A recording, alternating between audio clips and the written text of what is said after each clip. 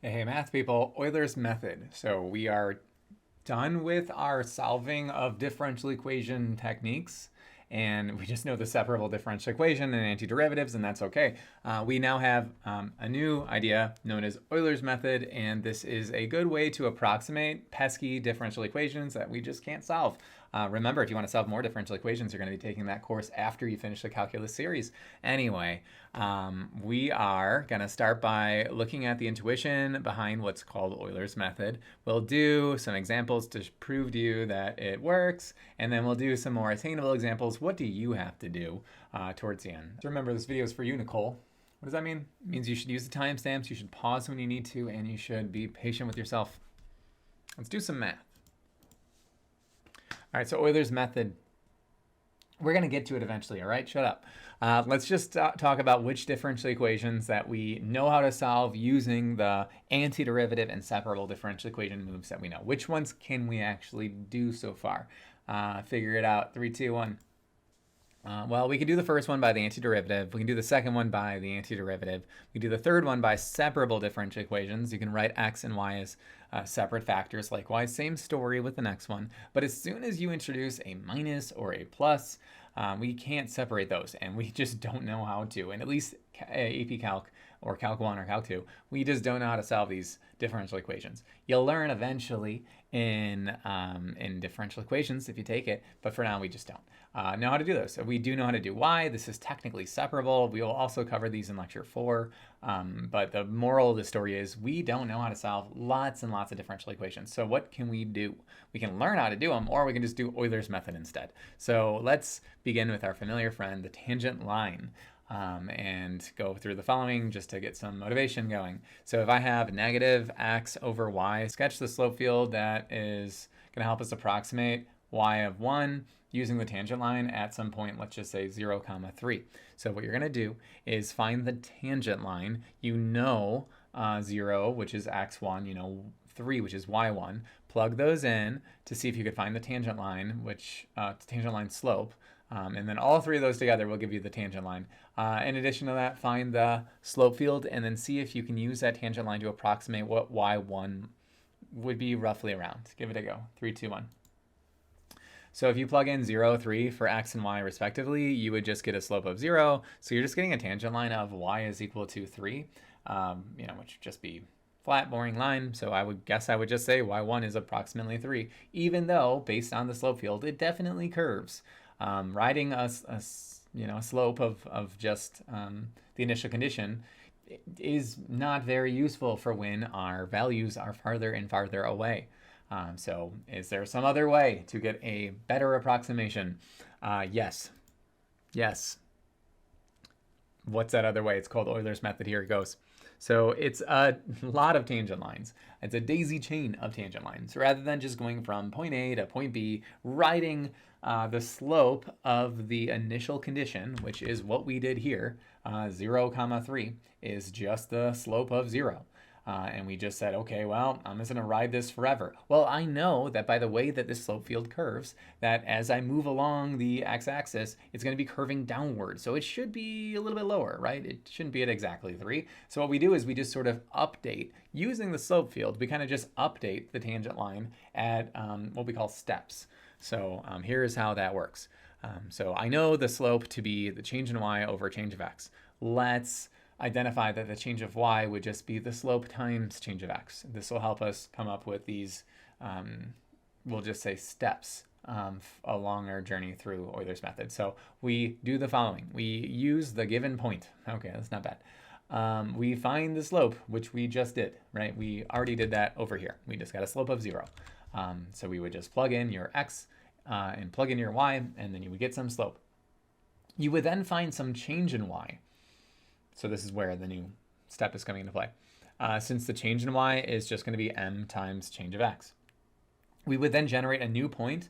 Let's just say I'm interested in going from 0 to 1.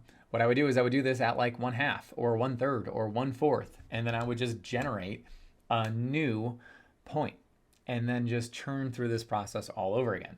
So graphically, let's just say I have some differential equation here, just dy dx is equal to x squared. Of course, I know the antiderivative is 1/3 x to the third. And let's just say I'm going from like 0 to 2. If I were to make this process like with as many steps here, if I just go to 2 here, actually, yeah, you can see here I'm just riding the slope at 0, 0, and I'm getting pretty far off from my value of interest, which is the actual curve solution of 8. If I plug in 2, oh wait, is it 8? 8 over 3, right? Yeah, 8 over 3, that's 2.67-ish, right? So in which case, if I were to increase the amount of times I update my tangent line slope inside of this green interval, what I would get from that is I'd get the following. I'd get closer and closer to my desired value. Let's just say I make it, I don't know, 10 steps. So in this case, what I'm doing is every 10 steps, every fifth of the way through, I say, okay, I want to update the slope here. Okay, I want to update the slope here. Okay, I want to update the slope here. And I did it a total of 10 times. Now, in practice, pencil on paper, this would be absurd. This would be so much work. But you can see here that rather than getting that answer of 0, we're getting much closer, so 2.28, to whatever that 2.67 value is going to be, here it is, as the actual solution. So another demonstration could be like this. So this was made by a former student of mine, Ahmed. So shout out, dude. This graph is still incredible. So you can see here, let's just say I'm going from this point of this curve here. It would be at an x value of -10, and I want to try to approximate what the x value at 10 might be. If I were to ride the tangent line, holy moly, this is a very, very bad approximation because -10 is very far away from 10.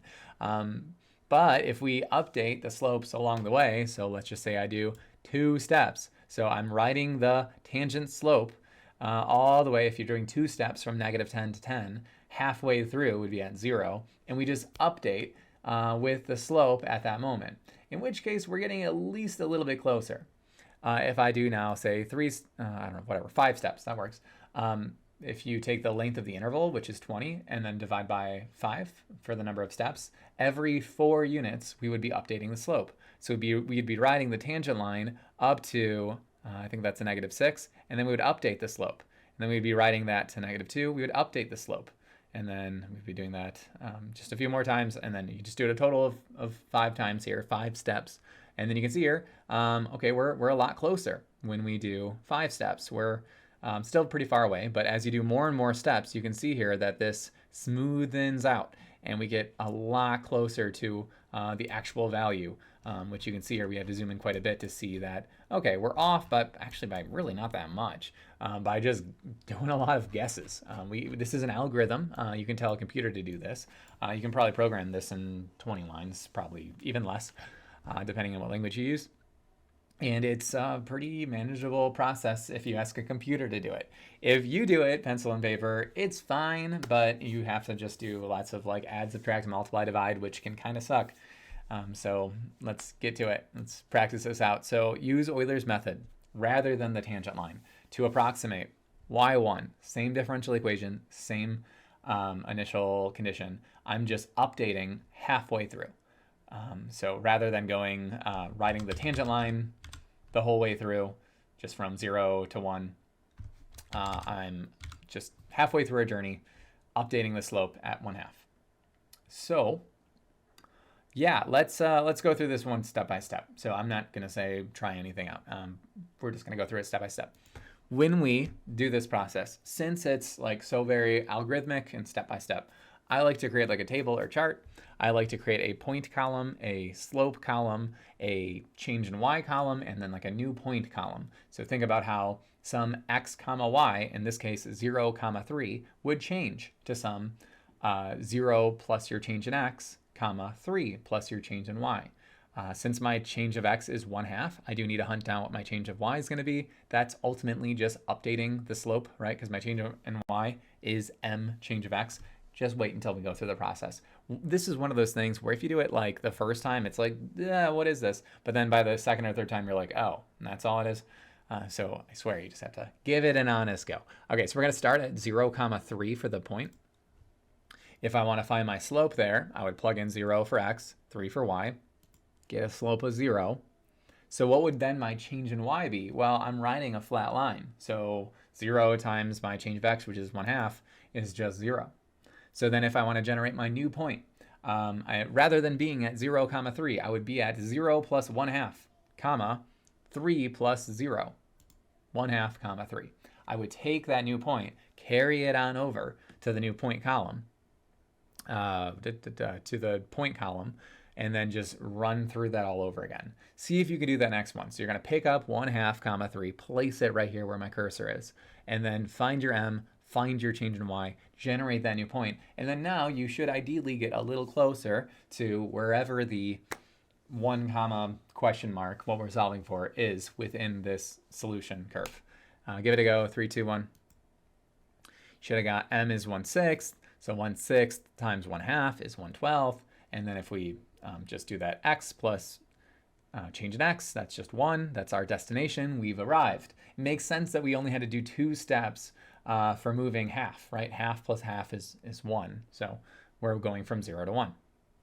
And then you can see here that I'm at like 2.917. So if we went back up a little bit, again, we know that as we ride this wave, right, the slope field, we would taper down a little bit, right? That's not a crazy slope, let's be clear, but it is definitely a negative slope, and it's definitely going to be below 3, so it's going to be somewhere over here. All right, so what would you expect if I did more steps? What would you expect to see? The answer should get closer, right? The answer should get closer. Remember, it's still always an approximation, but you should just simply get closer. So what I have here is ultimately the solution curve. And you can see here that after doing one step, we know that this is just so this is an x value of 0, this is an x value of 1. You can see here that that's no better than a tangent line.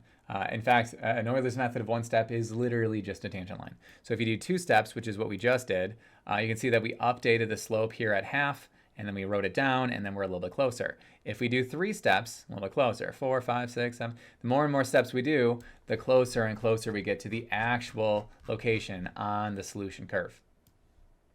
So when I do 4 steps here, see, if you want to try to do 4 steps, these decimals get crazy. If you can handle this problem, you can just handle all of Euler's methods problems, because it's just tracking the decimals here is absurd. The point of the story is to not actually do it. The point of the story is to see, does the approximation get better or worse? What do you think? 3, 2, 1. Well, I already said it. It's going to get better. So it comes out to 2.873. So if you do have to work through an Euler's method, do not round until you have your final answer. So I would just use as many decimal places as your calculator shows you up till the end, in which case the AP exam says to round to 3 decimal places. It's not going to get this crazy.